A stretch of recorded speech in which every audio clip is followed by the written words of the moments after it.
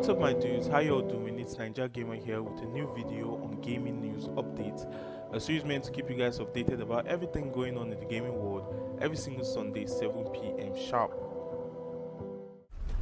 Move out! Forward!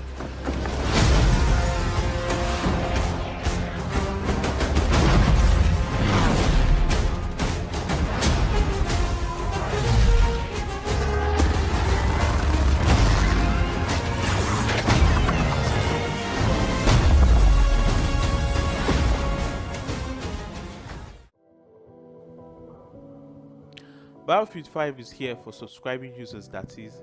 The new World War II shooter from EA and DICE will officially come out November 20th, but you could start playing the full game right now via Origin Access Premier, EA's PC-only subscription service. You also get access to everything included in the Deluxe Edition. Premier service is a step up from Origin Access Basic, letting members play EA games early and keep on playing after full release without needing to make an additional purchase.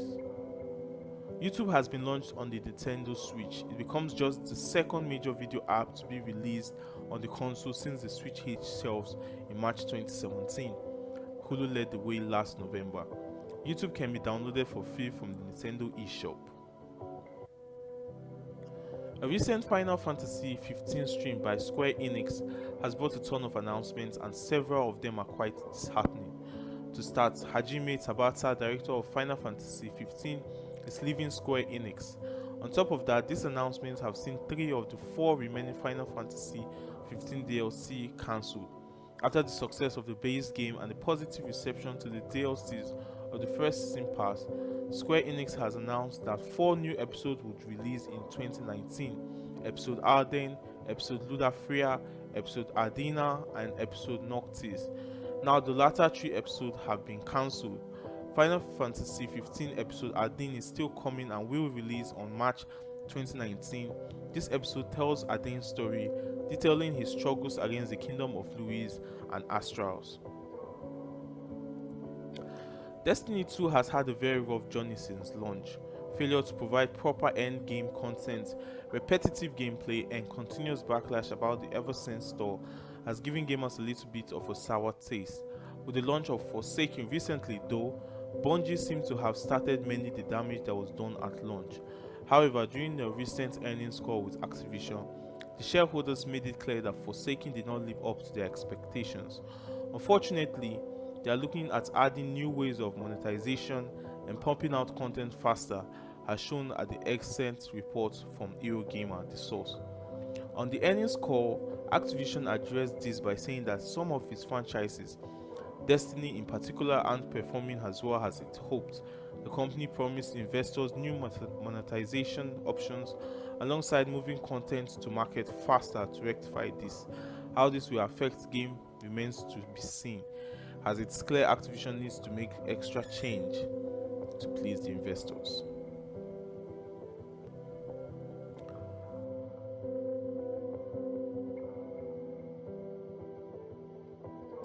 Fallout 76 file size and day 1 patch has been revealed. The initial install size is 45 GB. On top of that, you'll be then prompted to download the day 1 update, which is even bigger at 54 GB, making the total file size to be 96 GB. It's no surprise really, considering the huge Fallout 76 map and scale of the game, which many players have tested out recently in the beta phase. New research shows that PlayStation is now dominating the video game subscription service opposition. In evidence collected by research firm Superdata, it is reported that PS now generates substantially more revenue than Xbox Game Pass and other services. The report reveals that 3 biggest game subscription platforms earned $273 million between them during 2018 in the US. Sony grabbed $143 million of that share, representing 51% of the total revenue gained in the sector. Meanwhile, Xbox Game Pass achieved 15% of the market. EA Access came in second with 16%.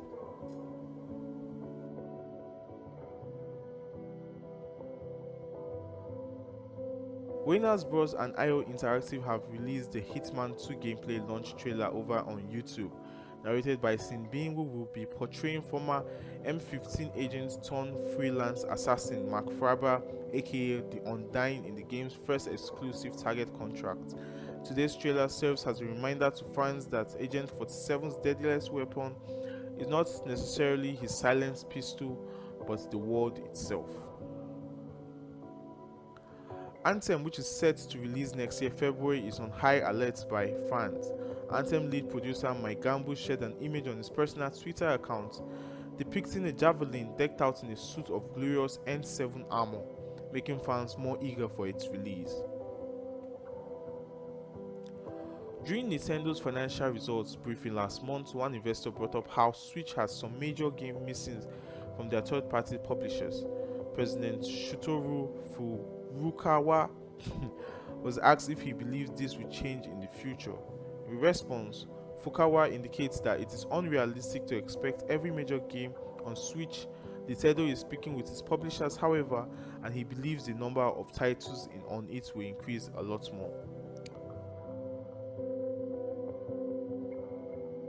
That will be all for this episode, guys. The Fortnite 10k competition will be live by 8 p.m.